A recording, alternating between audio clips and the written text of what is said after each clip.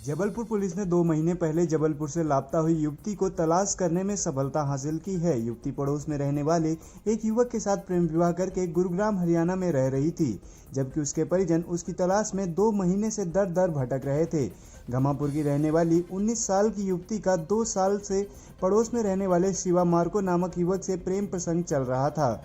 9 अगस्त को दोनों ने ग्वारीघाट में शादी की। इसके बाद शिवा उसे अपने साथ गुरुग्राम हरियाणा लेकर चला गया। इस दौरान परिजनों ने युवती की गुमशुदगी की रिपोर्ट घमापुर थाने में दर्ज कराई थी। पुलिस लगातार उनकी तलाश में जुटी थी। 8वें महीने में 9 तारीख को एक लड़की अपने बल्दी गोरी की भाई से घर से बिना बताए हुए चली गई थी और जिसकी सूचना थाना घमापुर में उनके परिजनों द्वारा दर्ज कराई गई। गुमशुदगी की रिपोर्ट दर्ज की गई पुलिस द्वारा और फिर उनकी तलाश पतासाजी का प्रयास किया गया और काफ़ी प्रयास करने के बाद भी उस लड़की का पता नहीं चल रहा था। कारण ये था कि लड़की के पास किसी प्रकार का कोई मोबाइल वगैरह नहीं था और उनके घर वालों को भी किसी के ऊपर संदेह वगैरह था नहीं। फिर घर वालों द्वारा ही कुछ दिनों बाद बताया गया कि शिवा नाम का लड़का एक किराए के मकान में वहाँ पर रहता है।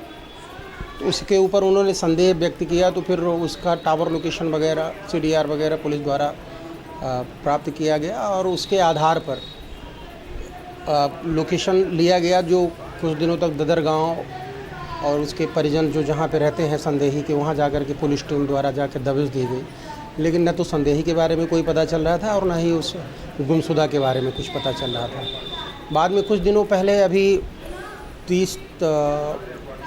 28 तारीख को, पिछले महीने 28/9/22 को एक संदेही द्वारा एक किसी अन्य के मोबाइल से गुरुग्राम हरियाणा से अपने दोस्त के यहाँ फ़ोन पर बात हुई और उसके आधार पर पुलिस ने फिर से उसका CDR निकाला, उनका टावर लोकेशन लिया कि वो इस समय वर्तमान में कहाँ है। तो पता चला कि ये फर्रुख नगर थाना लगता है हरियाणा में, गुरुग्राम ज़िला है वो। तो वहाँ पर उनकी लोकेशन उस संदेही की आ रही थी।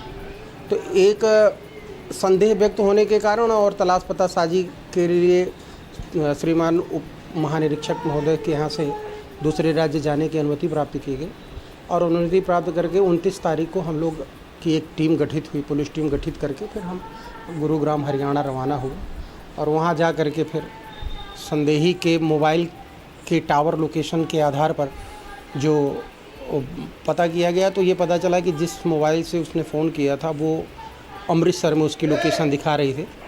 बाद में पुलिस ने फिर जो CDR के माध्यम से C पार्टी थी उसको मतलब उसका पता लगा करके उससे इस बारे में पूछताछ की गई और वह जो C पार्टी थी, C पार्टी द्वारा जो B पार्टी थी जो वहाँ अमृतसर में जिसका लोकेशन आ रहा था उसके घर पे गए और लड़के संदेही की और उस गुमशुदा की फ़ोटो वगैरह दिखाया गया।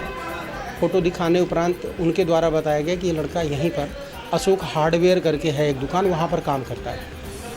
फिर वहाँ पर हम लोग गए, जाने के पर वो संदेही मिला।